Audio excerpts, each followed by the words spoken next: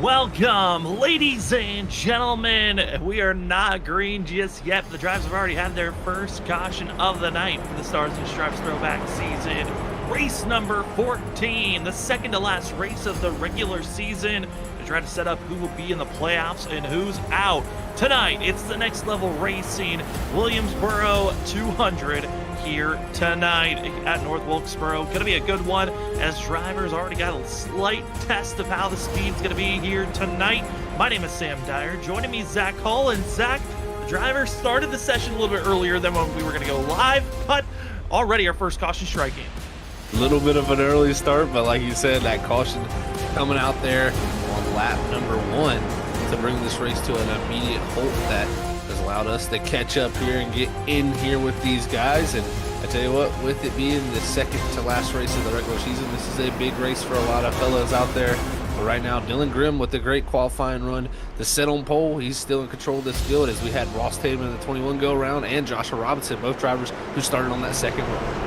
But due to the fact that Joshua Robinson's wreck did not bring out the yellow, he was able to keep his positioning in 9th position. Ross Tatum's in the back, but up front, we're green for the restart here tonight at North Wilkesboro. Dylan Grimm, a great launch for himself, and that of Kyle McCoy, going to be on that outer groove. Scott Rickard in 3rd. Drivers of note to watch out for, going to be the 10 of Joshua Robinson, as well as the driver in 4th. That's Tom Sogel in the 31, who, in my thoughts, big threat to watch out for, but our second yellow of the day strikes. Big incident down into the entry of turn 3, and 3 drivers involved in this one, with the Trey Jackson in the 25 and the 40. Aaron Hale is where it starts, and unfortunately Ross Tatum, who had his spin, he gets caught up in it also. So tough break there for Ross Tatum, who started up near the front of this field in the 4th position, now with major damage on the nose here after our second yellow. And it seems like, just simple mistakes that end up costing a few drivers, and it just shows you things happen fast here on short tracks. That they certainly do, as the drivers coming into pit road. Again, slight contact between that of the 30, lifting up the rear bumper of Trey Jackson, getting him around, spinning around the 20, spinning in front of the 21, and collecting those 3 drivers. Juan Jimenez is going to be coming into pit road. Patrick Hastings starting in pit road for this race, missing out on the very start. He's going to be the first driver a couple of laps down, currently 3. But up front, Dylan Grimm going to be starting as our leader, got the pole award, as this 17's got to be his second pole of his career for this season. And he's got to be happy with the fact that he got a great launch here. And Zach, North Wilkesboro, we've seen this track in other leagues that we've covered here on Freaky Fast Broadcasting. Just last night, we even got to see a little bit of a preview. That we really did, man. This track it's an excellent one, and I mean, like you said, we got to see a little bit of a preview last night. That was with the Gen 7 Cup Series cars, so much different in that realm. But at the same time, this track demands a lot of control from the driver's side of things. And I think tonight we're going to see a common syndrome of drivers getting in a little bit too deep, losing the rear end, and that's what brought out our first yellow. Then you also have that common trend of drivers running into each other here, because it's a 0.63 of a mile racetrack, very small, not the widest racetrack either when it comes to the racing groove, and that makes drivers fight for that bottom that much even tougher. And we could see those front bumpers come out, and that's kind of what led to that last incident. And these cars just don't match well when it comes to front and rear bumpers, so we're going to see a lot of those spins if there's a bunch of contact. As we're about to get ourselves back underway with green flag racing, lights about to be flickering and ready to get us rolling here tonight with the green flag. We got 200 laps in total here tonight. No stage breaks to worry about, so we could go green from here to the very end. No fast repairs, as well as 3 extra sets of tires in pit road to work with. Zach, tires, you talked about this track being demanding, only 3 sets. I think that's going to be one of the bigger, toughest tasks for these drivers, try to juggle that tire aspect. This track has a ton of fall off, Sam. It definitely does. And when we see that tire fall off, you want to have sets of tires left just in case this gets into a shootout down near the end of the race. And I think that's why here in the first 14 laps, nobody's even flinched to try to put a set of tires on. They've all just been here on that first set, not willing to use the 3 sets they have sitting in pit road till much later in this race, where it'll be much more convenient. Well, caught up in our first two accidents. Rostin, biggest loser, biggest mover so far this race, going to be the one machine of Nate Lynch, as he'll be starting the outside in row number 4. But up front, back under green flag conditions, it's the 17 of Dylan Grimm, taking us to turns 1 and 2. The 17 looking good, but a great exit from that of Scott Rickard. Scott Rickard here trying to come back and get some of his momentum going before the playoffs. He started off the season so hot, and he's kind of cooled down as the season has went on. And one of the things I think he's cooled down on the most is he's really had a bad trend of lately, just using up his tires and fading at the end of runs. Right now, showing a lot of aggression, trying to get back to that lead once again, and maybe try to manage from there as Grimm has opened up the door here, and the bottom lane is open for the 32 to take, but the run from the top is too much for the 17. Too much to handle, as you're seeing now. Scott Rickard going to the outside through 1 and 2. Very viable to use. Slight contact going to be made from our front two drivers. Now Kyle McCoy to the inside of Scott Rickard. Keep making this a 3-horse battle. The 28 seeing his opening now to try to strike up front, and Kyle McCoy, he's got himself coming into this season. Crazy to think the amount of wins that he has. 3 in total for Kyle McCoy, trying to get his 4th, but the wins are not the reason why he's going to get into the playoffs. He has to point his way in, as he's still side by side with that of Scott Rickard. He needs every point available to him. Those wins don't count for nothing because he hasn't completed enough races, and with the last 2 he still won't. So he needs the points to make it just on points itself, and right now doing an excellent job here battling, as Ogles even came into the picture. And I think you were talking about it earlier, Sam. He's going to be the one to watch out for. Not the winner at 5 flags, but the fastest driver at 5 flags, and also the winner at the National Fairgrounds. So I think this 31, he's going to come to play here tonight. In tracks these short tracks we just mentioned, first time running the majority of them. This is the first time that we're going to be seeing this league here at North Wilkesboro. And Thomas Ogles just knows how to protect these tires and be quick, but have to also watch out for Joshua Robinson back in 9th place. He did qualify up in 3rd, had that initial spin that we didn't get his capture as he was part of the first caution, but the 10 certainly going to be a factor to watch out for. But up front, troublesome spots. Kyle McCoy gets himself spun around. This is not what Kyle McCoy needs. He needs all the points we were talking about before. This sets him all the way back to the 18th position in the running order. And with the way that spin worked, he did not get a caution, and it's 11 seconds now all the way up to the leader of Dylan Grimm for him. This is going to be a situation where Kyle McCoy has just got to hang in here and hope for some type of yellow. Again, there is no stage break yellow that will be coming out. That is not a part of this league, so there's not a caution to lean back on. This 28 needs someone to have trouble to bring out the yellow, but up front, it's going to be drivers almost bringing out a yellow. Scott Rickard getting it completely out of control on the entry of turn 3, and he's still wheeling that 32. I think this is going to be a common trend we see here tonight here on this racetrack. It is very, very tough to keep the rear end underneath you. And also with the weather we have, it is so hot and slick out there. 122 degrees when it comes to the track temperature. These drivers are holding on for the grip as we get to see how that weather is setting up to make this track as hot as it is. Is Scott Rickard's going drifting once more? He's going to clap the wall. Going to go into it, slide pancake for himself. Going to lose that 2nd position to Thomas Ogle, who is looking very steady. The fastest car on track is that 31 machine. But touching more on that weather, also the wind factor is going to be something to watch out for. And it's dropping, but at the same motion, it can raise with it being partly cloudy. These drivers are hoping for the wind to push some cloud cover so the temperatures can cool off. Here's 6th place runner of Kyle Bowling, who's squished right between Jonathan Woods and Diego Valle. But behind this 24 machine is where the Hornet's Nest is currently. The Hornet's Nest is definitely brewing back here as Robinson's trying to make his climb back through. He's got the 77 of Valle directly ahead of him, and with the rear grip that these guys are experiencing out there, they're having a tough time not only completing laps, but then trying to make a pass makes it that much harder as Robinson going to try to generate the run there off the bottom of 4. Just not able to get there, but may have the positioning here in 1 as Valle is going to close the door and actually get a little bit of a bump there from the 10. Now Robinson clear alongside. Want to be on the inside, not able to get to that quarter panel just yet, but watch the exit of the corner. If the 77 has to back off at any time, and he does it. Clean sailing down in the front stretch, and got I'd say these drivers finding that little bit of extra speed, but Robinson seems like he's willing to get more aggressive as we hop on board to the side panel of the 9 machine, Zach Kreitz. Kreitz able to stay in front of Nate Lynch, who's starting to go backwards. He was our biggest mover earlier on, but he is starting to fall back. But the 9 machine, a very crucial driver to keep tabs on. For that is Zach Kreitz. He is 17 points out from being good into the points. That driver he's trying to beat is going to be that of Kyle McCoy, who's back in 18th position, caught up with that early spin. That early spin is definitely a early relief for Zach Kreitz, but we know how McCoy can recover from that.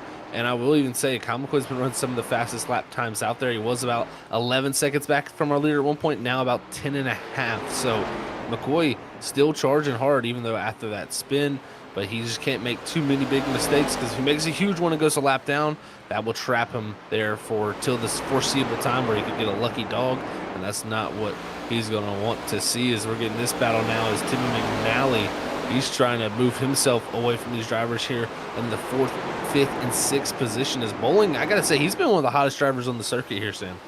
He certainly has been, and we come to these short tracks, you look back to Five Flags and also Nashville Fairgrounds, we saw this 24 being a top 5 contender for all those races, while we saw Jonathan Woods, Tim McNally, they were trying to just stay inside the top 10. This is, I gotta say, more impressive on the 12 and the 41, but Kyle Bowling trying to stay consistent like we've seen in past seasons. This just is the MO of this 24 team. Consistency is what gets him in the playoffs every single season, but it's got to be a win if he wants to become a champion this season.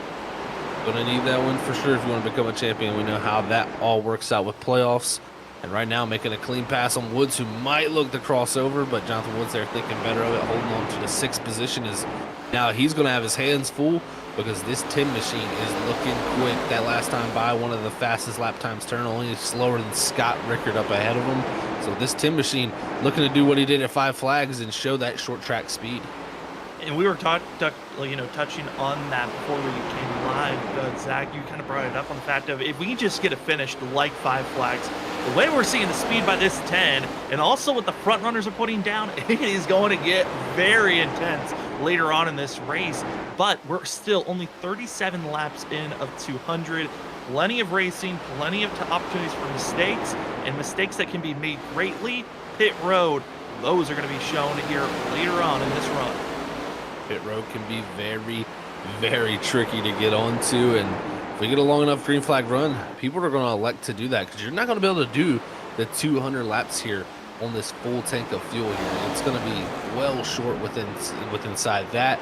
I think most drivers are going to be looking to do a pit stop around 100 to break it down into halves, but you may even see a driver go out there and try to make it into a 2-stop race because of just how much fall off these tires will generate. At the moment, we're seeing about 6 to 7 tenths of fall off here in the first 39 laps, but I will say after you get around lap 50 to 60, that's when North Wilkesboro really becomes that much more tough. Who can hold on to this machine? Will Bustler, Zach Wright's going to be side by side. Also Ross Tatum with his recovery run after being caught up in 2 incidences that have brought out yellows to 21. Back inside of the top 15. We got a little bit of a smaller field coming into tonight. I think it could have been due to the fact that this session for this race started 10 minutes earlier. There was a little bit of a miscue setting up this lobby that kind of might have hampered some drivers that wanted to race here tonight. Now we're going to be just viewers. And for the 6th machine of Will Bustler, he was one of 4 drivers that got in with 5 minutes left in practice, just getting into this race. So not as a lot of practice for this session the way that this track has been feeling, but the 6, again, with it being 200 laps, it's plenty of time to learn, adapt, and he's doing well in 10th place.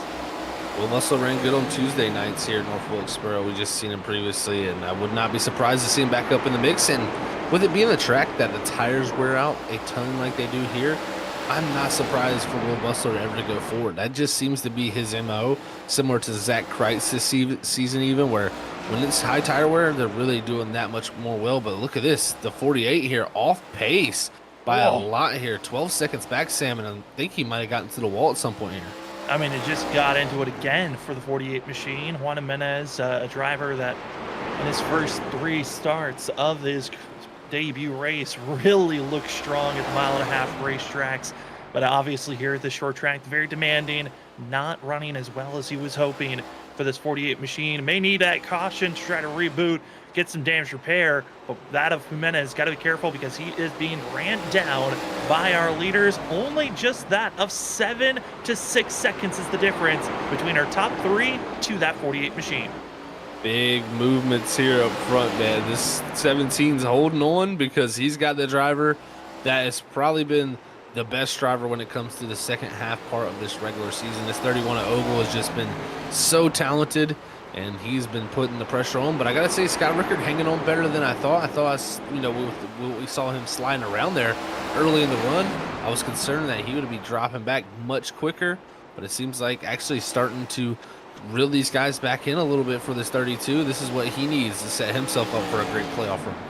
I think for Scott Rickard, he certainly has been trying to learn and adapt on how to attack as our leaders side by side coming on the exit of turn number 2. Grimm still going to be having the half nose ahead as we hop on board with the 31 machine of Thomas Ogle to the inside, and side by side are our leaders. 31 trying to get the nose ahead, and Thomas Ogle certainly knows what it feels like to be side by side for multiple laps at a short track. If you watch their top 5 list, 5 Flags gave that incredible run. For 7 laps, Ogle and that of Joshua Robinson were side by side. But this 31 needs to be clear quickly. And oh no, a little bit too much gas. Keeps it off the wall, but that's going to lose that lead position and as well second place.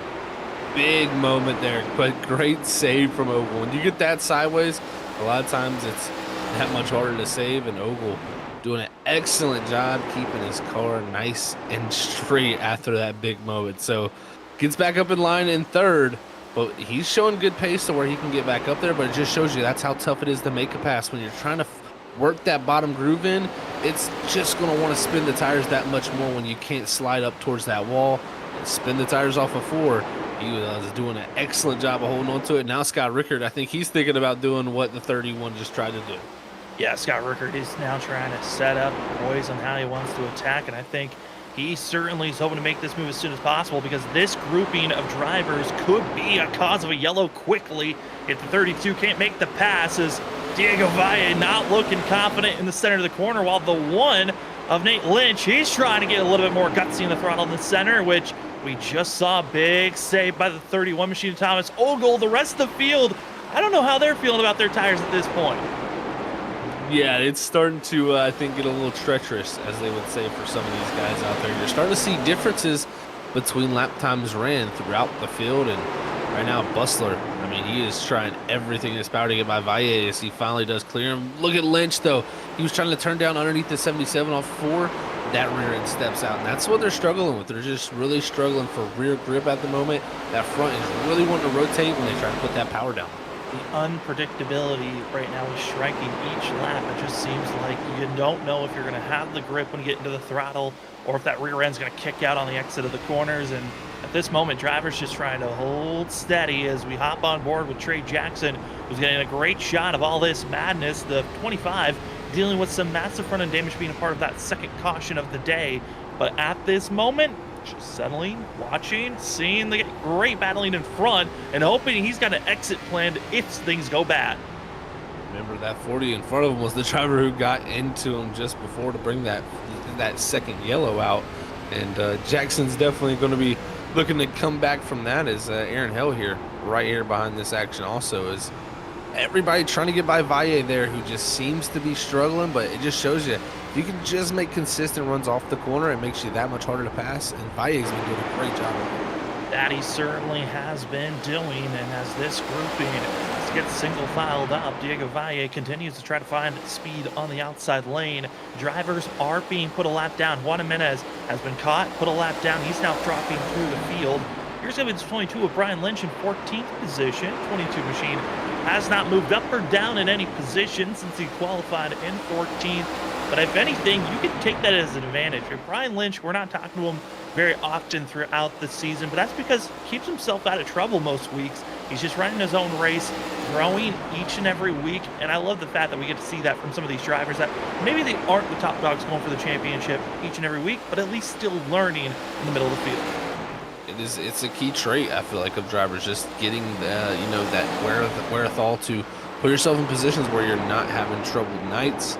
And it seems like Lynch is always in that case, but here we go. Joshua Robinson, He's trying to make the pass here on the 24 Bowling to break his way back into the top 5. And this Tim Machine, he's looking pretty quick. Last time by in 1983, and that was much quicker than anything in front of him here, but going to be slowed down here with this battle. But if this Tim can get some free track, he might be able to go up there and contend with our leaders. That he certainly has the potential to do so, as in front of them. We'll keep our camera on this battle at this moment, but an update for our front 3. Scott Rickard has been caught by Thomas Ogle. Ogle, even with his big slide, has made the pass for second and now on the back bumper of our leader. But Joshua Robinson, such an important pass. Get by Kyle Bowling as soon as possible. But as you see our leaders, that gap has shrunk. 31 is right back to attack once again. Scott Rickard tried for so long, and then he had to give it up and let the 31 go back at it. But Grim has been solid. You know, he hasn't been the fastest car every lap by or nothing like that in the case of that happening for him. But he's just been solid enough here to hold Ogle back. And from what I'm seeing, the bottom lane is preferred when you're running by yourself. But as soon as you go to make a pass, that outside lane is very tough to get by someone. You need them to really overdrive, miss the corner, and allow you to get clear of them before the exit of these corners, because just putting the power down off the exit, one lane off the top, it is just near impossible for people to make those passes. So right now, Ogle, he's got to size him up and figure out how he's going to get around this 17, because he's just been solid. And seeing the swappage of times, one lap down to Thomas Ogle's faster, the next lap Dylan Grimm's quicker, showing the inconsistency of where the speed is at and who's truly the faster driver. We do have an update for Juan Jimenez. He is into pit road for the 48 machine, getting repairs done, and has just officially called it a night 48. Did not look comfortable out on track, only able to make it that of 60 laps, and he is done for the evening. Not too surprised seeing that. He definitely didn't look comfortable. Scott Rickard in the 32, he spun on the back straightaway in the grass here, trying to get it back going. Similar condition here to him and Kyle McCoy, and he's actually going to go behind Kyle McCoy here and just get back up to speed now as he's back on the racing surface. So tough break for the 32 there, Sam. And that is some sportsmanship by the 32. You might think, how is that sportsmanship? Easily could have seen Scott Rickard throttle it up as aggressively as possible just to get out on track. Could have been completely sideways with oncoming traffic that would have 100% brought out the yellow. Instead, straightened it out in the grass, got back on the track surface safely, didn't bring out a yellow, and that is something that is great for the rest of the field, but you hate to see that for the 32. Hate to see it for the 32, but you're 1,000% right, Sam. That was just being a gentleman, as they would say on the racetrack. He could have easily gassed it up, tried to get back onto the racing surface to get a help from a yellow, but he lets everybody go by before he gets that thing spun around, and that's just Scott Rickard being the type of driver he is. He races with his head, and that is just impressive to see sometimes when you're battling for the lead. You don't get caught up in the emotions.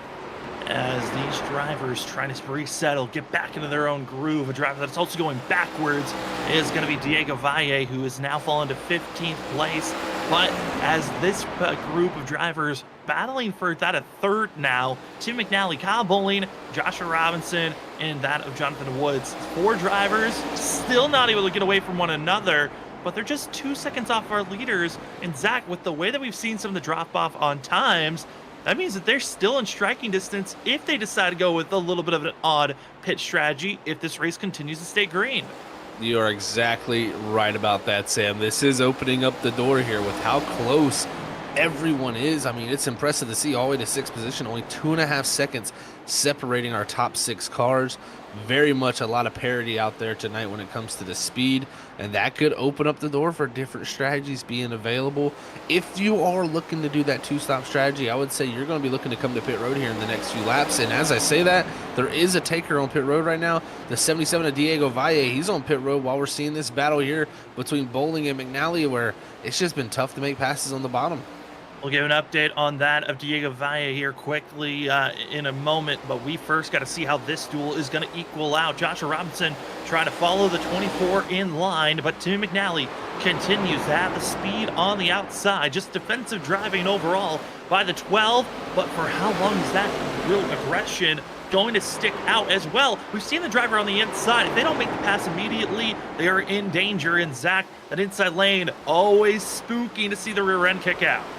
It really is, Sam. It's very dangerous when it starts stepping out, because we've seen multiple drivers go down the banking and try to hold it, but Looks like Bolin's doing a good job of fighting here, and you can even see in the distance up ahead of him, we even got a battle for the lead. So battles all around our top 4 right now as Bolin finally gets it done. Now we switch up to the lead, and look at this. Ogle has worked over the 17 for so long. Can he finally get it done? But the 17 with a good run through the center and off, and they're able to stay dead even heading to 3. And they've got to be careful because they're closing in on lap traffic, and that lap car was someone that they were just battling with behind them. It's Scott Rickard that's going to be the next driver to go a lap down as Thomas Ogle takes the lead, the 31. All the battling, all the waiting, and it took him 76 laps, and he's back up front. Nice pass there from Ogle, just consistently putting the pressure on. Finally got it done, and look here. Robinson, his teammate who finished 6, only had 6,000 separating those two at 5 flags. He's now going forward as he's making the pass on McNally, and it looks like Woods having a little bit of struggle with the rear end, but he's trying to charge his way up forward. And even while this is all going on, Ross Tatum has been closing in on this group too in that 7th position.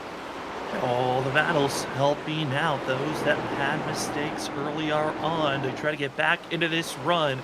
Now, we're going to talk about that Diego Valle coming into pit road earlier than anyone else. I wasn't sure if maybe it was a scheduled stop. The way that it came in looked like he locked up the brakes and decided, I'm just going to come into pit road now. And it looks to be a 2-stop strategy mindset for the 77, while the rest of the field, it's more of a survive and hope for the best, as Ross Tatum's getting a great show of the 10 of Joshua Robinson getting out of control in front of him. Robinson trying everything there to get past that 12 machine. Couldn't do what Bolin did there, and now he's going to have to slot behind Woods, and that's the problem that you have when you go to try to make the pass on the bottom. You make a mistake and don't get a good enough run off. That opens up the door and leaves you vulnerable from a driver behind going to your outside, and Woods just did a good job of being patient, got to the outside and made that pass happen here.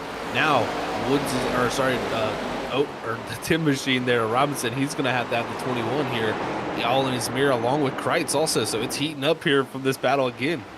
It certainly is starting to ramp up, heat up in the middle of this group of our top 10 drivers, trying to see who will slot where as drivers over the radio starting to make calls. They're coming into pit road. It's going to be the 32 of Scott Rickard, who now has gone a lap down into pit road for himself. He's going to be multiple laps down now with this stop. It's a very short pit stop. The drivers have to get into pit road, and they're driving around that at 85 miles per hour, almost to 100, and they've got to drop to 35 miles per hour for pit road. It's very quick. Pit boxes are very small, so you easily can make mistakes. So drivers got to be efficient when they come into pit road. And this front group, the question is, when will they start to get vocal on the radio and saying that they're coming into pit road? Because that's going to be the true sign when drivers are inside of, I would say, Zach, the top 8, when either one of them say, hey, I'm coming into pit road, that might be the sign for everyone else. It really will. It starts a trend when you start seeing groups of drivers like that from those positions pit. It just, everybody wants to say, well, I don't want to go too much longer because I could be losing out too much time. So you'll see people really decide to come to pit road once the drivers around him do. As Will Bustler here, he's made that pass there to get past Jason Gratt, move himself up to the 9th position. But I think those pit stops will get pretty busy around lap 100 for the majority out there, who seem to be running pretty consistent 20.0s and 20.1s for these drivers. So the tires have seemed to even out a slight bit. These have started to do. Will Bustler right now in that 9th place, trying to find some speed for himself. But watching the leaders, though, on their lap times, and for Thomas Ogle, he has been consistently putting in great time after great time, but he's got to be careful, because in front of this 31 machine will be a group of drivers if he can catch them in time. Luckily, there's a good, of about 9 to 10 second difference between that of 14th place to our leaders, where the gaggle of cars are starting to mount up for one another. But gotta say, Thomas Ogle, he's gotten the lead. He has looked amazing. And Zach, a driver that you were touching on, saying, what if he gets some clean air? What is he going to look like? Kyle Bowling has caught up to Dylan Grant. He is showing speed, Sam. That is what I'm seeing out of this machine. I mean, 20.0s, they're kind of matching our leader of Thomas Ogle. Just a couple hundred slower every lap, it seems, than Ogle. But he's the only driver that's been in that same 10th region of that 31. And right now he's closing it down, but the problem for him is he's got to make a quick and easy pass here, because you can get held up very easily here at North Wilkesboro trying to make the runs on drivers. And right now, Olin loving this long run, but at the same time, he's got to make sure he gets around the 17 quickly if he wants any shot at 31. 12 machine to McNally, exited turn 2. He gets in the grass, got loose out of the corner, and going to lose those positions of 4th place. Ross Tatum now going to be coming into pit road for the 21. It's starting to get crazy around this track in a quick stint. Just showing short track racing, anything can happen in an instant. When it was finally looking calm, things strike. The battle for 4th place, though, side by side, that of Jonathan Woods and Joshua Robinson. Big movement there from these guys as Robinson trying to go back and past the 41 and get himself into a top 4 position because of that 12 having the mistake. And right there, that would give him clear track. And not too surprised to see someone like Ross Tatum come in here pretty early because he caught up to that group, couldn't run faster times once he caught up to him. And usually around this racetrack with the size of it, you can go about 140 to 130 laps on fuel here with a full tank of fuel. So right from this point, he should be good to go when it comes to fuel. He'll be on older tires when it comes to the end of the race, the majority of the field. But I think he's trying to do the undercut here and see if he can get himself farther up the grid. I think it's more so the battle in between himself. I mean, it's for 4th place. Top 3 are in their own area, that especially for our front 2, the way they were running. Thomas Ogle has completely gapped himself from 2nd place to Dylan Grimm, as Grimm's been under pressure for this last handful of laps with Kyle Bowling. And Bowling just is recognizing, I mean, Zach, you touched on it, he needs to make this pass quick and efficiently, hasn't been able to do so. And as he continues to lose a 10th or 2 each lap, when he was just that 1 or 2 hundredths off our leader, just showing a major loss in ground, as it is now almost a full corner difference between that of 1st back to 2nd. It is impressive to see what Ogle is doing. I mean, it's almost every single lap is at 20.0 something, and every other driver out there 20.1 to 20.2. So he's gaining tenths per lap on these drivers, and that's why the gap's almost up to 3.5 seconds already to this 17 and 24. And I think the 24 has the potential to run similar times and be somewhat close to the 31. And that potential is being hounded here because this 17, he's just been good enough, and he's running that line that's making things tough. There's the 24 fighting for rear grip there to try to make his pass, and it just shows you can be fast is one thing, but making passes is a whole different game. Well, our 6th driver of our 18 so far here tonight coming into pit road, that's going to be Nate Lynch over the radio, letting people know, hey, go high, I'm coming into pit road. And for that, Nate Lynch, he was battling around that of 12th place, as he's going to take 4 tires and fuel. But Zach, you touched on the fact that the range for these drivers, about 120 laps. Is there any way that you could see these drivers trying to gain any time by staying out as long as they can, as this group, they've had 2 cautions to work with, and they've been out there for almost 100 laps total. With the way the lap times are falling off here, I mean, we're seeing, like I said, 20.0s from our leader and the drivers that are really hitting great laps, like Robinson in that same realm a few times.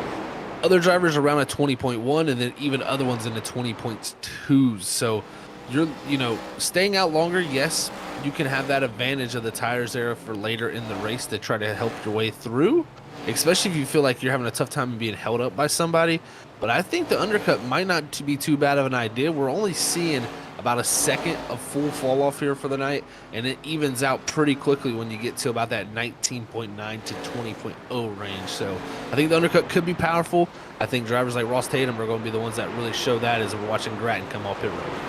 Jason Grattan coming out of pit road, same as well. Going to be to McNally, who joined the fray. Now going to be leaving us as more drivers coming to pit road this next lap. Going to be Will Bustler, as well as the 9 of Zach Kreitz, as topping off, joining that group. Actually, another handful of drivers: Kyle McCoy, Brian Lynch. And with all the drivers that are coming into pit road, it's going to leave us with a total of just 7 that still need to make at least one stop here tonight before this one's done. And our leader over the radio saying he's coming in. Ogle not waiting any longer. He wants to do it about halfway from the end of the race, just a little past, and he's going to have no mistakes. He's got such a gap that there's no reason for him to risk too much here, because he's, like you brought up earlier, Sam, these pit boxes are small, they're easy to mess up and get outside of them. Luckily for his sake, he gets in his box nice and clean, and the driver that fouled him down was Kyle Bowling, and I love that call from him because maybe he'll be able to jump this 17 here and be ahead of him. As here comes the 17, staying out for another lap. Going to be Joshua Robinson and Trey Jackson and Aaron Hale all staying out for themselves. Diego Valle, who is right now around the 10 machine, we're expecting to see the 77 to also come into pit road at some point later on. He pitted so early compared to the rest of the field. Would be shocked if Diego can turn this race somehow into a one stop with how early he came in. It would be very difficult, Sam, that's for sure. I think where he came in fuel-wise, it is actually somewhat doable. Around lap 70s when he came in. I mean, it's doable to do 130 laps, in my opinion, here. It's going to be on the closer side of things when it comes to fuel. But at the same time, I do think it's doable. I think the issue, though, is going to be those tires, because that seemed to be what he was struggling with last run, as people continue to trickle in as Robinson came in that last time. You can see, though, the mixed bag of strategies, it's causing for a lot of people to be side by side. An extended time in pit road for the 17. He stayed into pit road for 7 more seconds than the rest of the field. I think there was some slight damage that the 17 felt like it needed to get repaired, and that extra time could be costly in finishing in the top 5 for Dylan Grimm, who currently is back in 16th place, as the rest of the field has already pretty much cycled their way through, except for our top 2 of Trey Jackson and Aaron Hale. And that's huge for Grimm, who needs a big night, man. I mean, he cannot be playing around when it comes to the points. He has to really make sure he gets everything out of these races. And right now, this is got to be worrisome for him, because he came in here 11th in points tonight. And drivers like Kreitz, if they can gain on him, that would be a huge moment. And even drivers like Jonathan Woods. I think also for that of Dylan Grimm, he wants to overall make sure he's gaining his points over that Kyle McCoy, because if he is 12th in points going into Talladega next week, that is going to be the last race of the regular season. There is a long list of drivers that if they win, they would take that 12th place position away from whoever is sitting there, which would be between that of Kyle McCoy or Dylan Grimm. So you do not want to be in that position, especially on the fact Kyle McCoy trying to aim for that 4th championship. What a way to be sent off and not able to race for a championship if someone else beats him out at Talladega. That would be heartbreaking for him for sure, man. And I mean, what a valiant effort it's been so far from McCoy, but that mistake tonight has really set him back very, very far, and could be the potential to hold him back as much as anything here from getting into those playoffs. So we'll see how that works out. But right now, Will Bustler here in the 7th position. He's got Robinson on fresher tires right behind him, and they're going to be closing in on Diego Valle here quickly, because it's going to be about a 30 to 40 lap almost difference on the 77's tires compared to the 6 and his 10. It is very much a big difference on even the speed currently. 7/10 is the difference, and seeing these two trying to run down Diego Valle, and as well just, you know, the 6 lap difference, seeing in these tires. I mean, Joshua Robinson was already so much faster than the rest of the field. Having any advantage, it's kind of a scary thought, but Will Bustler is doing a fabulous job just defending, placing himself in cutoff spots that is not allowing the 10 to make any moves. And at this point, I mean, Zach, if you're Joshua Robinson, you cannot afford to lose any more ground, and he's going to give the bump. The 6 is around, and there's the caution, and oh no, Robinson also getting caught up, but Joshua Robinson found the little niche on the backstretch, and his race is done. Whoa. That shows you how fast things can change in short track racing there, folks. And like you said, Sam, he found the hole in the wall, and that right there is just got to be heartbreaking for 2 drivers that were having great nights, and both of them, I believe, with engine damage even. Looking at the official look at some of the other drivers caught up in that one, for sure, Joshua Robinson, engine damage, he had to take the tow immediately. But here's Will Bustler, Joshua Robinson, and Zach. I mean, I was just going to bring up, when does the temper start to show? And they did right there. Oh, such a simple, easy mistake to make. The 10 just getting into the rear bumper of the 6 machine, and these bumpers don't align very well. It lifts the rear tires up, and when they're already dealing with, you know, limited rear grip, that's what ends up happening. And Joshua Robinson, his race goes up in smoke after contact to the back bumper to 6. And that is a heartbreaker to see for him. But I tell you who this does help. This helps the likes of Kyle McCoy, Dylan Grimm. That's got to make them feel so much more confident now. I would imagine they're feeling a lot better now with that feeling. And as well, Trey Jackson, and also going to be seeing that of Aaron Hale. They stayed out as long as they could, and they will now be in the mix of drivers up front, as a few deciding to take no pit stop. Scott Rickard not going to come into pit road. Actually, he's going to miss pit road. He'll come in a lap later. And Brian Lynch deciding to take an extra lap around. He'll start to the very end. That is a terrible spot for Scott Rickard, though, on the fact that he's going to be now staying all the way to the back of the line. All the way to the back for sure, Sam, but I think he had to make that decision to come down no matter what there, because those tires were going to be done for sure. And luckily, no longer a lap down like he was there previously before this yellow. So that works out well. And the one it works out the best for, though, Trey Jackson here, even though he's got that front end damage there, this has got to feel good for that 25 team to have the lead position now, along with Aaron Hell there in third. And even Ross Tatum, this helps him a lot being in fourth. Well, let's cross our fingers and hope that these drivers can stay green, as we are going to take a quick commercial break. Let's see if the drivers bring out a quick yellow or not, as we go to a quick side-by-side so you don't miss a thing. You're watching the Start to Stripes Throwback Series here on Freaky Fast Broadcasting. We will be right back for the Next Level Racing 200 here at North Wilkesboro.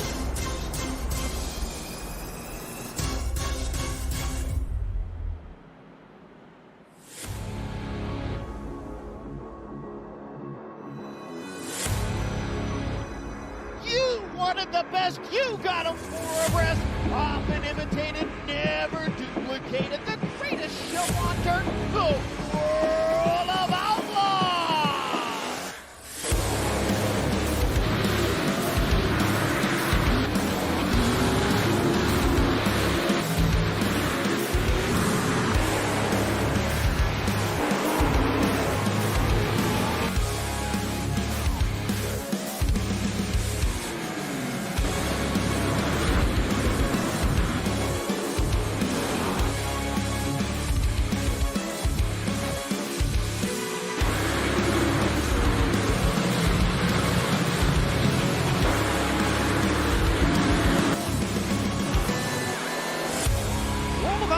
Dirt Racing will be available September 27th.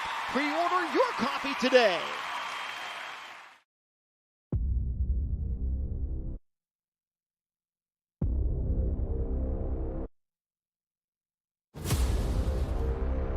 He's following, they're wrecking, they're splitting, and it's a complete mayhem.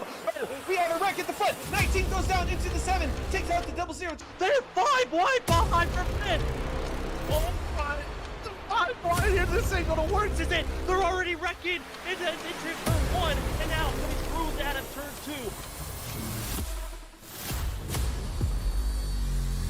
This is it, the Daytona. Oh no, they're wrecking contact. Sets gets into the wall, gonna be scattering on the outside. Drivers on the apron, drivers coming out of nowhere. Edison on the outside, trying to get the win, and it's William Edison stealing it at the line. Into the wall. The 18 trying to block. 77 get into the 18. That leaves 3 of TJ Roberts. 17 to Gavin Rogers. 3 of TJ Roberts is going to steal the win here. What second fiddle so many times last season? Christopher Wade wins the season 5 Daytona 200.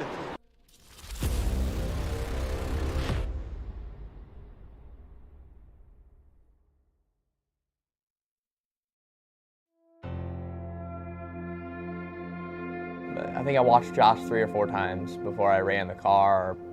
He killed them every race, and it was like stout fields, like good cars, big races, and I mean, he was unbeatable. And I was like, oh man, this is, like, I'm nervous. I was so nervous getting into the car full time this year after watching Josh win 3 or 4 races straight. These cars, they have a lot of horsepower now. They have over 500, and I think 5 years ago they didn't have 450.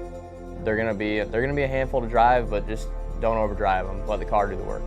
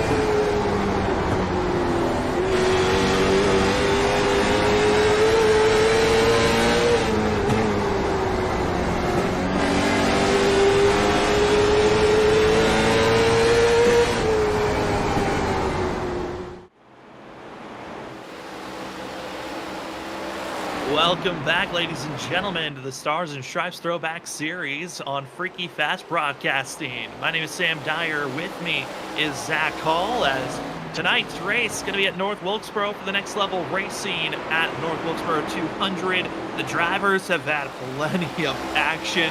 As most recent restart, a couple of drivers taking advantage of staying out, waiting for the yellow, and it struck Trey Jackson as well as Aaron Hill in the top 10 because of that help. But before we continue on with more of the coverage here tonight, got to give some shout outs to some of the sponsors that we have here helping out the Stars and Stripes, as they have been honestly. I think I watched Josh 3 or 4 times before I ran the car. He killed him every race, and it was like stout. Obviously, our producer didn't want me to talk about sponsors, but we'll give it another try. But hey, it is Thursday night. The Stars and Stripes is presented by ButtKicker. Feel what you've been missing. As if you'd rather feel the sounds instead of just hearing the sounds, go get yourself a game or two today for your racing rig. And if you're going to go purchase a racing rig, this is the next place to go. It's Next Level Racing. Whether you've got yourself comfy seats and high quality comfort for your racing rig, go get yours today for the Stars and Stripes. Thanks so much, ladies and gentlemen, for joining with us. Again, my name is Sam Dyer. With me is Zach Hall, Robert Moore Jr. Running Productions in the background. And Zach, our front two very different stories on how their race has been going, but man, I'm ready for the duel. I'm ready for the duel too, Sam, because Ross, he has that methodical driving style that can really work well on a long run, and I think that's what it's going to take to beat this 31 Ogle. But you can't count out Bowling either. He doesn't have no longer Grimm in front of him. He could be a factor when it comes down to the end of this run. I think you got really the 3 best cars when it comes to the longer run up front right here, and we could get a heck of a battle here before it's all said and done. But at the moment, Thomas Ogle, I mean, this guy, he's becoming unstoppable near the end of this season, and he is really building a platform to be the favorite heading into the playoffs. He certainly is one of the top drivers that we know we have to watch out for week in and week out, especially on the fact that it's been the long run. I mean, we saw that at the beginning of the season. We also saw that with Andrew Hess, who is not here tonight. But those 2 drivers, top of every single night that we touched on, hey, watch out for the long run. These are going to be the 2 drivers to talk about. And the original driver of that motion was the 21 Ross Tatum, who's right behind this 31 machine. But that was last season. This season, Ross has been trying to find that new element to make him run for that championship. He's definitely been trying to find that new element for sure, Sam. And it's been a struggle, I think, because personally, these ARCA cars, caution. As it's going to be, Will Bustler caught up with another incident for the 6, and once again, it was help given to the 6 machine to go around, as he has been struggling to stay up on track. Sometimes, Sam, it is just not your night, and you can, be the pinball, as they would say, out there on racetrack, and that's been kind of the 6's deal, is he's been beat around here a few times, and it's really upset his car here and now. And luckily for his sake, still in the lead lap, and the track doesn't take too much downforce, but this is definitely hurting the causes, because I think you're going to have to come down here and use a set of tires, and we got a split bag for strategy right here. This is going to open up Pandora's box. And this was one of a couple of different opportunities for drivers coming to pit road. We're closing in on that final quarter of the race where drivers have to be smart. When you come into pit road, are you coming with a big enough group that when you take these tires, it will be far enough ahead that you can make the tires last? And then if a quick caution comes out and that group that didn't join you comes into pit road, they're going to be stuck deeper in the field than you were. So drivers got to be making these decisions as they come out of pit road, leading the pack of group. No surprise, it's Trey Jackson in the 25, Jonathan Woods in 10th, Zach Kreitz, Nate Lynch, Tim McNally, Jason Gradd, and Will Bustler, as well as Diego Valle, who pitted under green, so he will be hoping for getting himself a lucky dog. Aspect is the 22 coming in a lap later, but Zach, I like that call from some of these drivers pitting now. I do too, Sam. I think this is going to help out some of those drivers who needed that little bit more speed, and now they're going to be able to try to drive up here and get some track position, as they would say. And I mean, if you're guys like Scott Rickard, Kyle McCoy, Dylan Grimm, Aaron Hill, the final 4 cars that didn't pit, you're going to be under attack constantly here from drivers behind you. And I mean, it's drivers who need big stuff to happen. Trey Jackson, Jonathan Woods, Zach Kreitz, Nate Lynch, you know, Timmy McNally. All of these drivers really need some help here to get into those playoffs. And man, this could be the strategy that strikes gold for them. As we are on lap 145 of 200. Only our 4th caution. I think that's the more surprising thing, Zach. Only 4 cautions. We had 2 very quick ones in the first 30 laps of this race, and we got into a massive long green flag run, which then kind of prompted some of the aggressive driving that got Will Butler, Joshua Robinson caught up in a mess that brought out our 3rd caution.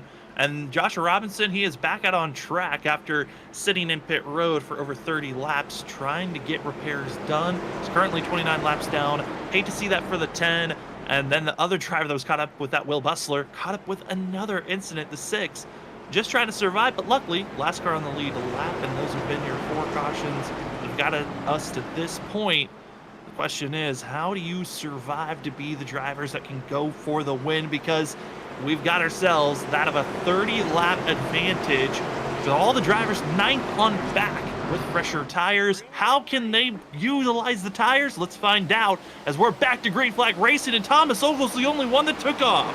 He definitely was the only one that took off there, Sam. That really caught the 21 sleeping, even the 24 to second. Those second 2 cars did not get going like the 31. And right now, Bolin trying to take advantage of it here, rolling the bottom here of 3 and 4. And he's going to be dead even almost when they cross the line as Tatum fighting back here in the 1 and 2. And this is where that outside line is going to be more dominant here in 1 and 2, where the bottom is going to fight back a little stronger in 3 and 4. Grim loose from that 17 as he's trying to gather it up after his mistake of a pit stop earlier.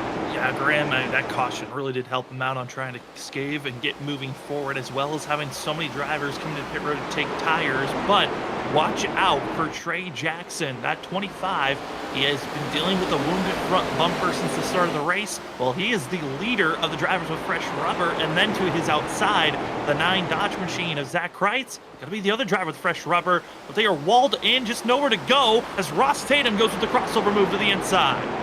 Big time crossover move made by the 21. The 24 is going to try to fight back here on the outside groove and clear the 21 down in the 3. Just not able to just yet.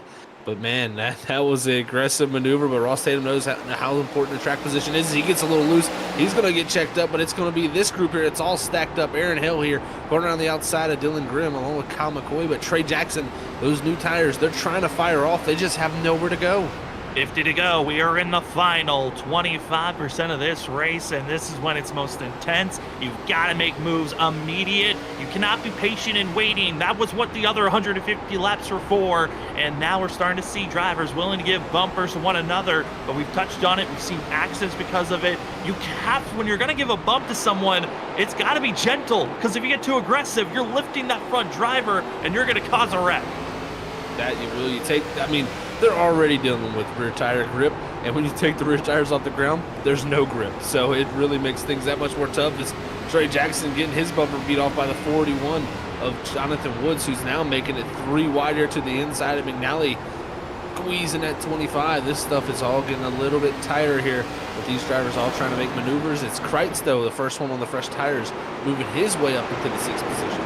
Moving up to 6, the 25 finally able to get to the outside lane. For that of Trey Jackson, I mean, this is already going to the shop and going to be beaten up and redesigned. The 25 needs to find a little bit more speed, but it's the 9 of Zach Kreitz that is in such an interesting position because he has to beat the 28 of Kyle McCoy. The reason why? These are the 2 drivers at the bubble spot. It's the 28 that's in 12th in points, the 9 that's in 13th in points. There's a 15-point buffer between the 2.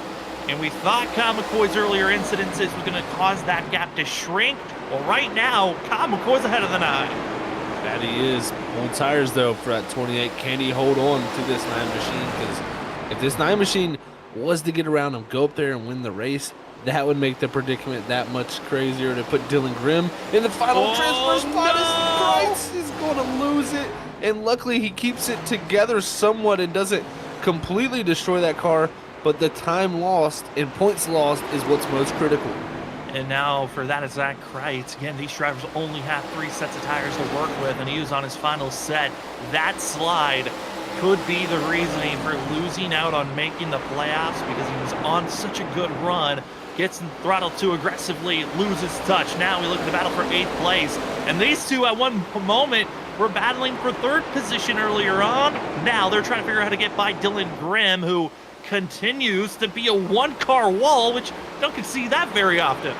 You really don't, man. I mean, Grimm is doing a great job of just getting the runs off the corners to hold these guys back. But McNally, he gets to the outside, and this has opened up that door for that 12 to make the easy pass here on the 17 machine with the fresher tires. And Jonathan Woods here, he's going to have to look to fill in that hole here and get to the outside of the 17 also, because this could be critical to not get held up for too long on the fresher tires.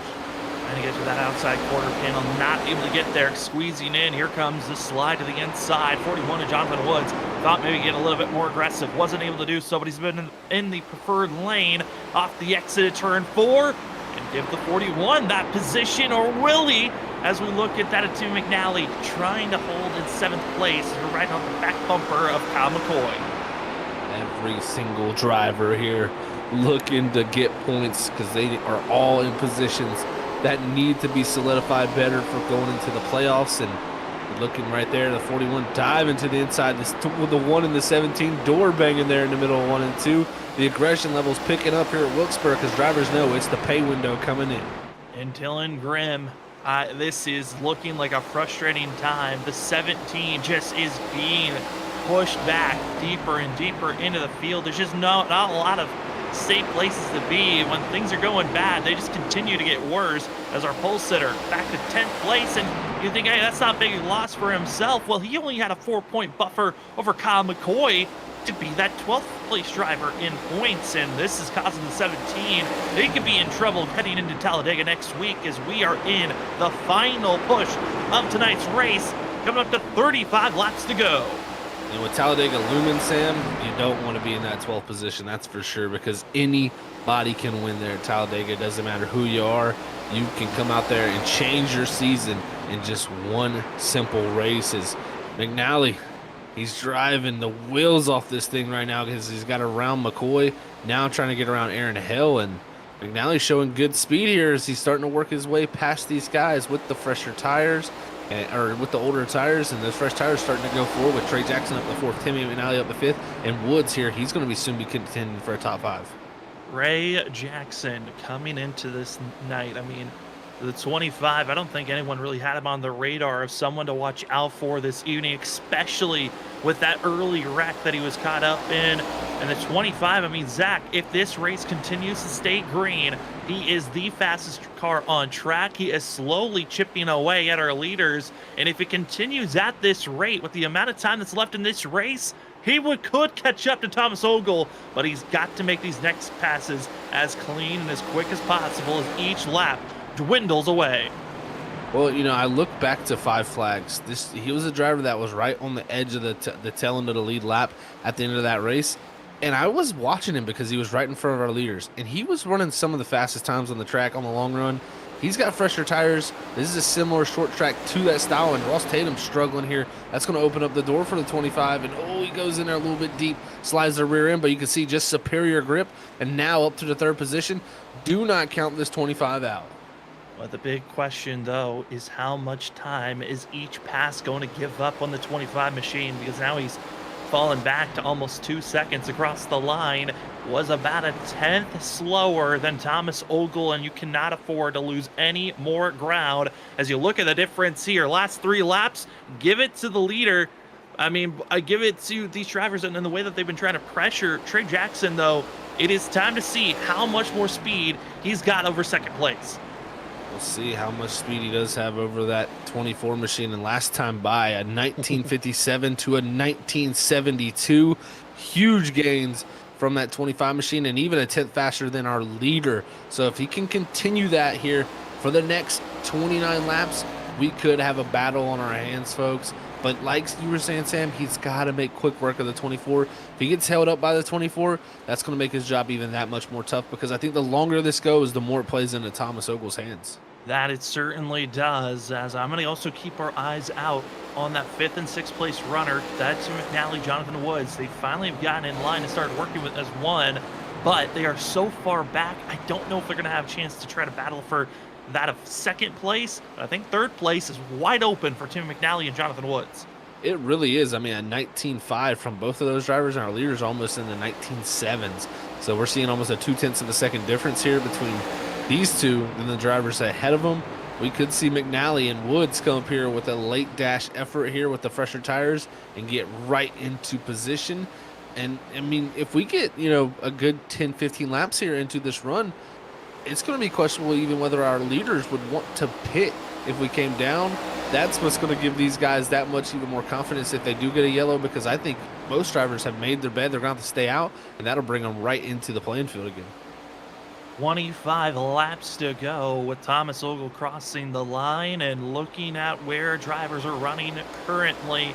Kyle McCoy back in 10th place, Dylan Grimm in 12th, and Zach Wrights in 14th. Not a lot of movement expected to be seen in the point standings heading into Talladega if they finish and where they're at here tonight. And with the way this race started, Zach, it looked like it was going to be a complete switch, but with those late cautions, it really did spring back life for the 28 machine, and it really gave a complete swappage of what we were kind of expecting when we were only that of 100 laps into this race. It is a completely different story. This book's been flipped over here and rewritten, as the 9 of Kreitz would have loved it to stay green because Grimm and McCoy's woes there. You know, Grimm's woes under pit stops, the 28 spinning out by himself there. That was really making the 9's day that much easier to gain points on these drivers. But after his, you know, slide and spin there, he's now pushed behind them. So it's, like you said, it's kind of back to stalemate. We do have a wreck off of 4. Timmy McNally, as well as plenty of others, spun around. The caution is not yet thrown until now, and it's multiple drivers piling in, and they didn't know. The yellow flag came out so late, Zach. That was a very weird case of the yellow flag there, Sam. And what this has done, that 12 required damage from him, but not only that, it's Kyle McCoy, folks, and the 28 with required damage, and that could hurt his chances heading into Talladega next week of holding on, because this is going to make that position to 11th that much even deeper for him. And if someone does go and win, he gets knocked out in 12th. Oh boy, the intensity is about to build up, but it's the two drivers that have been beating and banging all night long. It's going to be that of the 12 of Tim McNally and the 41 of Jonathan Woods, right on top of one another. And looking at drivers that can come into pit road, I'm surprised Zach Trey Jackson still had a set of tires to work with. He's able to come into pit road and get another set. But there is a major cluster of drivers, about 4. I'm looking to see if there's any more that will be joining those top 4, staying out on 30-plus old laps. But here's what brought out our caution. Here we go. The 41, the 12, like you said, they've been battling it up all night long. And right here, McNally a little bit off the groove there, off the bottom. The 41 just carrying good center speed here on the exit. And it's just going to be the slightest taps, and that's all it takes in this ARCA series body. It just really lifts the rear tires up in the most vulnerable spot, and the 12 goes around. And what's crazy here is, like you said, Sam, the caution wasn't even out yet at this point. You see the 1 and 8 Lynch coming into the picture. He's going to catch some right front damage from this. And you see Jason Gratton and Aaron Hill, and now it's finally going to come out at this moment. It actually never came out until he was completely spun around there. That was when the yellow was thrown. And it was so bizarre on the fact that it waited until that of the 12 was completely spun around. But that's what, you know, there's always those unique moments on the track where sometimes iRacing just deems it's not wreckable for a yellow, even though for us as viewers, we're like, hey, throw it out. This is just for the safety of the drivers. That it really is. It can definitely be bizarre sometimes, and some drivers not getting that warning like they would if that yellow flag would have popped out a lot sooner. And that's what I think led to a lot of that. I mean, normally we call a lot of those incidents right there ARCA breaks, you know, because a lot of people just came in very late. But I don't think you could blame any of them coming in late there. They weren't even really notified other than what they could see out their front windshield. So tough ordeal, but this has set up a wild scene here because of that top 4 staying out here with the 1 and 8 Lynch, Jonathan Woods, and the 41 Brian Lynch, and Zach Kreitz. Whew, now, if you're Thomas Ogle, you got to be picture perfect here if you want to win this race. If you're Kyle Bowling, this opens up the opportunity for you also. And Zach reports on the 28, it was a very quick in and out for the required damage. He is back out on track. The second driver 1 lap down for this restart. So if we get a couple of yellows, the 28 is back on the lead lap. But leading the restart, 2 drivers that were massively involved with that last wreck. How underpowered will they be? Let's find out. Then behind them, going to be Zach Kreitz, who needs a massive points day.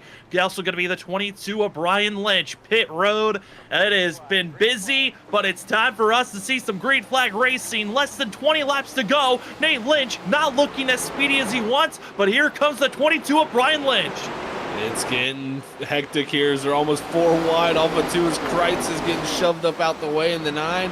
The 1 trying to run away with this with Lynch behind him as the 2 Lynches are looking for speed. Ross, they're 4 wide for the second place. Ross Tatum going to be in the middle. Thomas Ogle going to be down low. 4 wide in 1 instant, but it's going to be Ross Tatum forcing the middle ground. Thomas Ogle gets wiggling loose. He'll hold for now. It's Nate Lynch stuffed in the middle, send him back as Thomas Ogle, Ross Tatum continue to battle their way forward and give it to the 31 somehow. Ross Tatum throws it down the inside lane, 14 to go, and Ross Tatum wants this win badly. Almost contact between the 2. Contact again there. Now the 25 of Lynch, or Trey Jackson, he goes around. He's spun on the grass here. He's going to have to back up and get going. That's not going to bring out no yellow, and the battles continue on.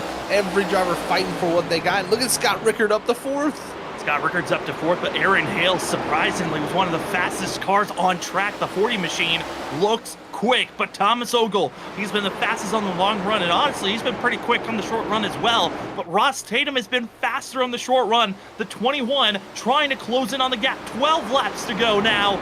In that last go around, it was Ross Tatum's fastest lap of the race as he's right on the back bumper. No saving, no managing. It's qualifying laps here for 12 more around the North Wilkesboro Speedway. And Aaron Hale, you can see how much he's pushing it. He just missed the whole corner. Luckily for his sake, he got a good enough run off there to really solidify himself and get him back going. But man, Ross Tatum, I would not be surprised if he's able to get to the bumper of that 31 and we could see fireworks fly. Fireworks certainly getting prepared to be shot up because we are seeing our drivers up front closing in on one another, but there is a group in line with one another from 7th on back that at any moment it could strike, especially around that of the 8th place position, that going to be behind them for 10th and also 9th. Jonathan Woods, Kyle McCoy, and as well going to be Will Bustler. Lap cars mixed in with lead lap drivers that could be bringing out the yellow here. Ooh, and Grattan there, big slide for him, but here's Kyle McCoy. This right here, Will Bustler in the 6th and the 28. These guys battling for the lucky dog position, but here's Woods in front of him. The 28 is going to get caught there behind him, has to lift and slide up to the top side. That allows Bustler to go around. And it's just showing those old tires here not firing off well as Woods is just hanging on for dear life. And will there be a caution? We'll have to wait and see. But up front, it is still that of Thomas Ogle, Ross Tatum in line with one another. Ross Tatum, the advantage on speed. If you look at the timing screen, but you look on track, the 31 defending perfectly, hitting his marks. And Ross Tatum might have to use the bumper if he wants to get by this 31 machine. 7 laps to go. And Zach, we've already seen how the bumper can be utilized on the exit of the corner. Very violent hits can be crucial on getting someone around, but also the smallest of taps can do the same as much on a weapon. It can be huge, Sam. I mean, one little slam to the rear end, and it can be a gentle slam, as they would say, and it would spin that 30 round like a top. And we'll see if he can build enough a gap. That's got to be Ogle's mind here, is just build the gap here. So when we get to that white flag, this 21 doesn't take a shot at me, because right now, Tatum is still in enough close distance to where if he wants to drive it in there deep enough, he can get to that back bumper. Well, take that back. He got loose at turn 2, scrubbing off the outside wall, and now he's looking for the opening once again. Needs mistakes from the 31 as each exit has been growing worse and worse. Now he'll be losing more time. It's just a couple of hundredths, but you need to be close enough, like Zach said, 4 laps to go. And if we see these top 2, white flag, get mixed, mingled, and throw away any chances of a win, if Aaron Hale wins, that could be taking away a spot for the playoffs. That it could. That could be everything right here, man. If these two get tangled up, Aaron Hale can easily be in a playing position to make stuff happen, as he's got Scott Rickard closing in on him. But this 21 is just hound him here as we're coming to 2 to go. This 21, he's going to have something here to try something. He's testing, he's trialing, and he's only got a couple of more laps to do so. 2 to go here at North Wilkesboro. It's the Next Level Racing 200 for the North Wilkesboro for the Stars and Stripes throwback season.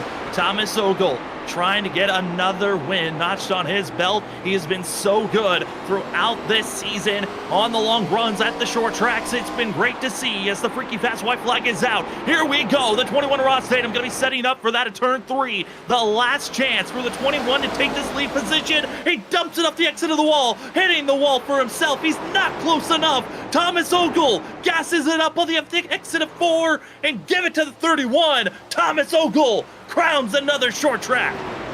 Wow, what a job. So much pressure there in the final moments of that race. Never cracked once. And right there, just solidifying his favoritism, in my opinion, for going into the playoffs. Like, this guy's got to be the favorite. And, you know, he's just been on such a roll. I mean, this win going to be his 3rd of the season, tying Kyle McCoy, Scott Rickard, and Thomas Ogle. The short tracks have been so dominant for this driver. He won back at Nashville, got 2nd at 5 Flags, and another win at another short track. I mean, you look at the schedule that's coming up here, Zach. Thomas Ogle could be the major favorite to watch out for. We got Richmond in the playoffs. We also are going to be dealing with the championship race being at that of Bristol. I mean, who knows? This could be the favorite driver for the championship. With it being Bristol, that final race, man, if he can get to that final 4, I got this guy circled there to be a huge threat. So I cannot wait to get these playoffs kicked off. But don't forget, we got Talladega next week where everything is open for every driver. Who knows what's gonna happen next week, but we do know one thing here tonight. We still have the post-race show, so do not leave just yet. We're gonna talk to our top 2 in a spotlight driver for our post-race show, and we'll be back in just a few moments.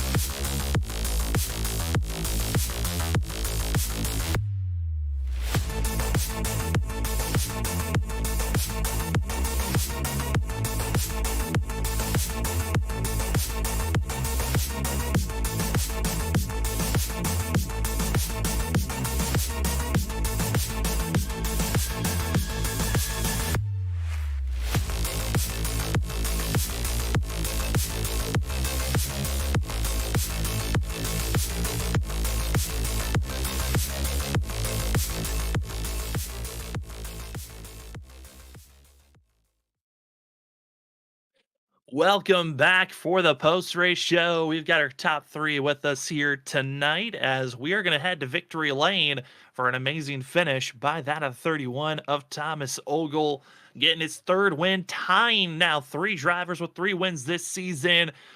Tom, it's Sam and Zach up at the booth, coming away with the win here tonight at North Wilkesboro. I mean, it looked like you were the most dominant driver here tonight, but how are you feeling after that little quick sprint we had at the end?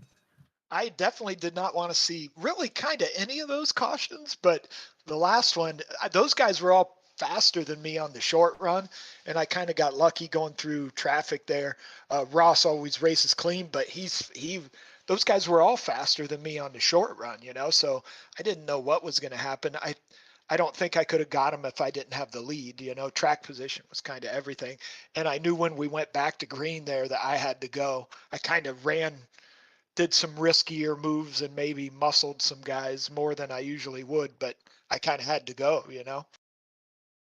That you really did, Tom. And I tell you, man, you did an excellent job to bring home this victory, making those passes on the inside there. But take us through those last couple laps, because Ross was close enough to, if he wanted to use the bumper, he could have. And how concerned were you with that because of, the front bumpers and the rear bumpers of these cars, the way they line up and kind of like a wedge, pick those rear tires up? It's kind of hard to save that machine as someone does.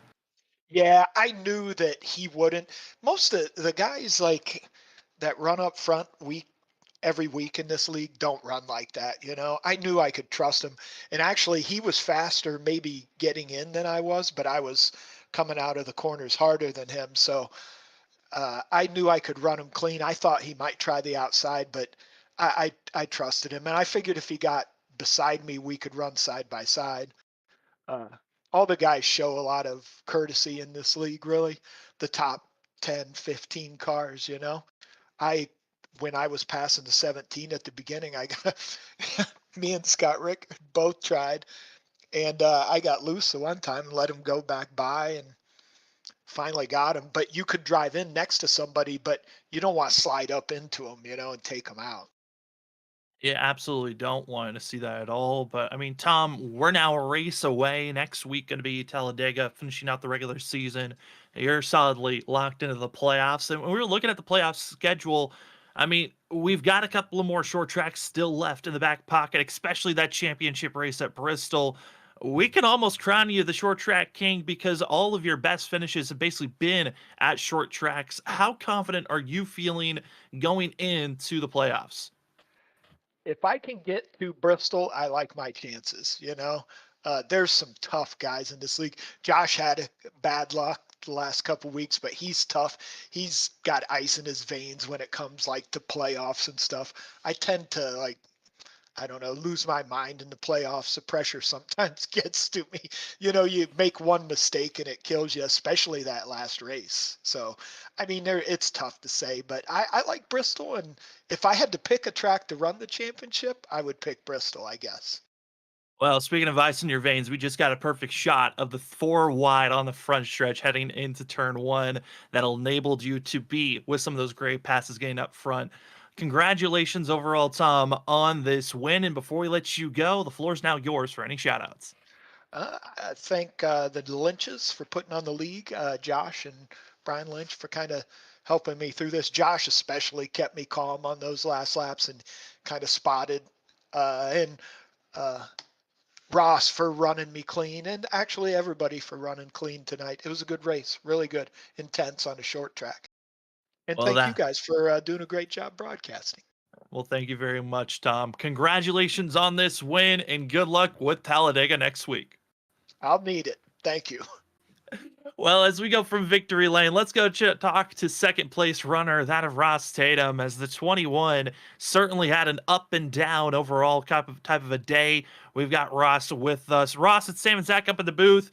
Congratulations on second. I mean, were you expecting this type of a night for yourself? Because we saw there at the beginning, it was not the start that you wanted, got pushed to the back with that self spin, and then had to work your way forward all night long.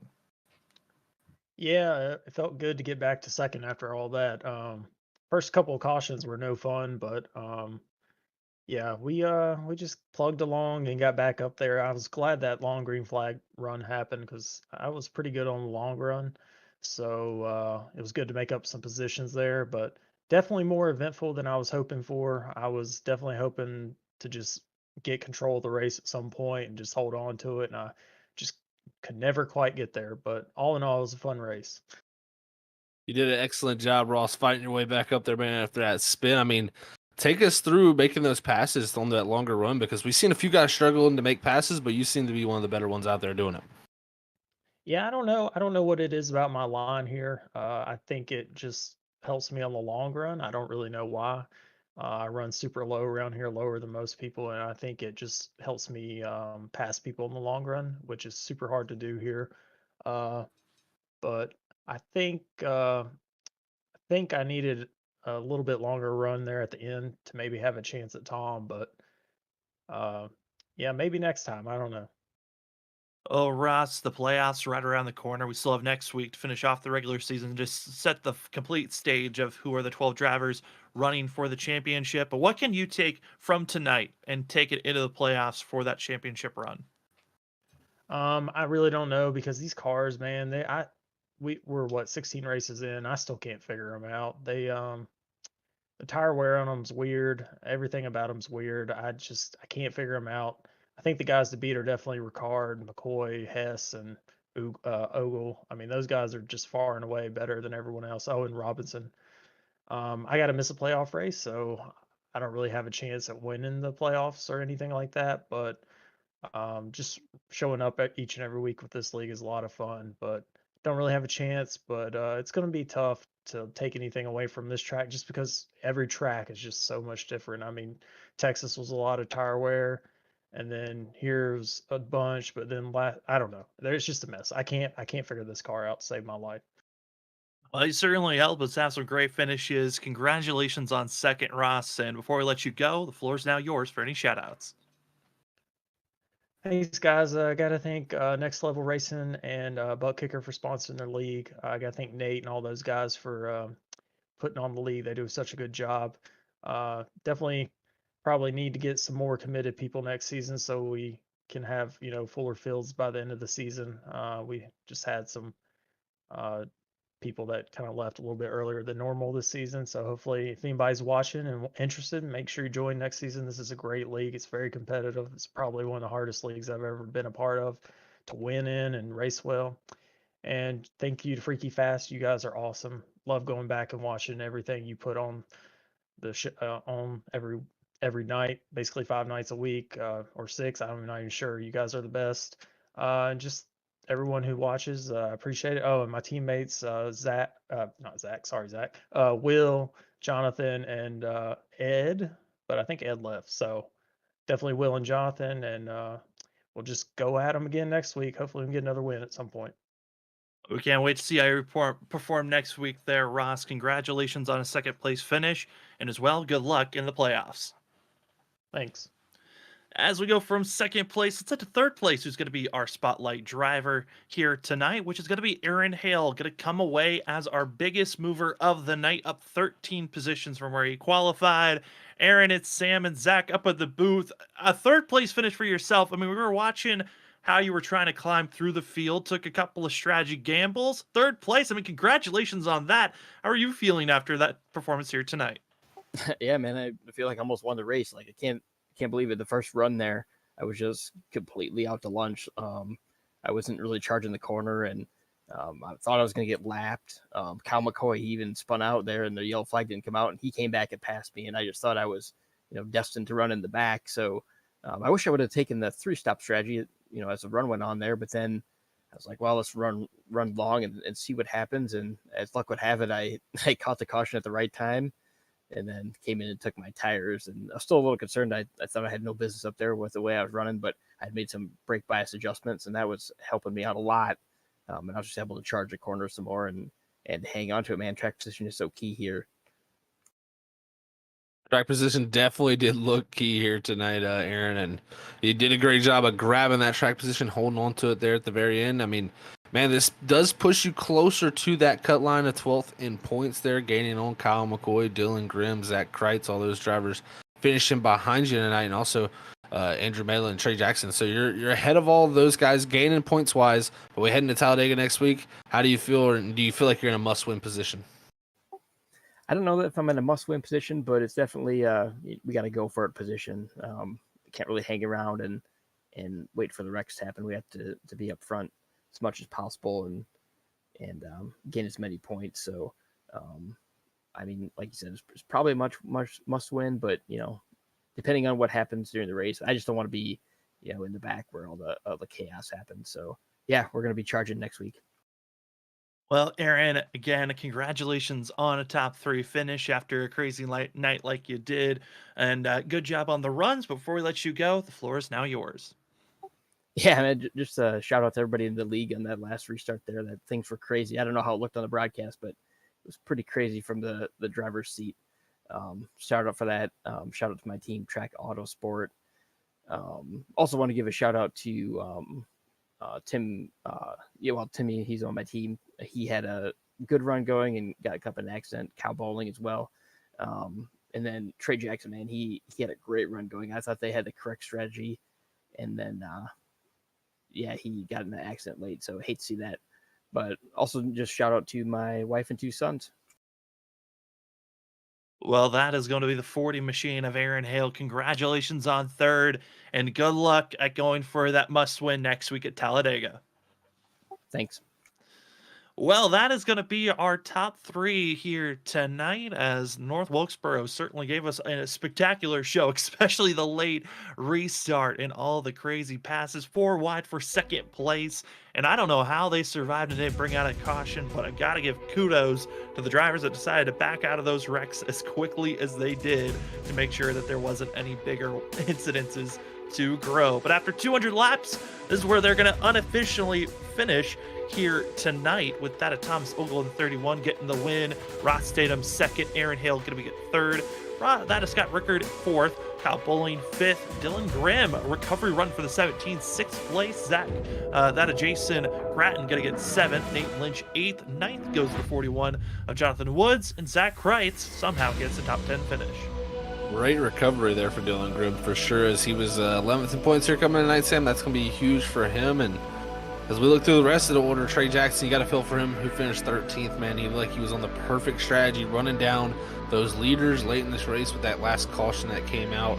And then even Kyle McCoy back in 15th, man. It was an up and down night roller coaster one where it was just going back and forth. And he's going to be in a tricky situation when it comes to points next week, especially with Talladega looming and that being the opportunity for a lot of drivers to make the playoffs here in the last ditch effort. Talladega being the last race of the regular season, always I think a joy for us of the booth, because we know any driver has a chance. We're going to have a list of drivers that are in the contention of a win, and you're in, because I'm looking at the leaderboards and the drivers that are going to be trying to make their starts. There are about 5 to 8 drivers that are in the list of, if they win, they automatically make it into the playoffs. So it could be dramatic, and you don't want to miss it next week. Going to be a good one, especially throughout the week. We got even more great races. Saturday night, we've got that of the WSSR, who's going to give us some more great coverage of the next gen Cup cars. Then our duels of the trucks on Monday and Tuesday, with ISRC Truck Series Monday night. Tuesday, it's the Full Send Racing Series. Back to giving coverage of the next Gen Cup cars on a Wednesday with Wicked Racing League as they're starting up their playoffs.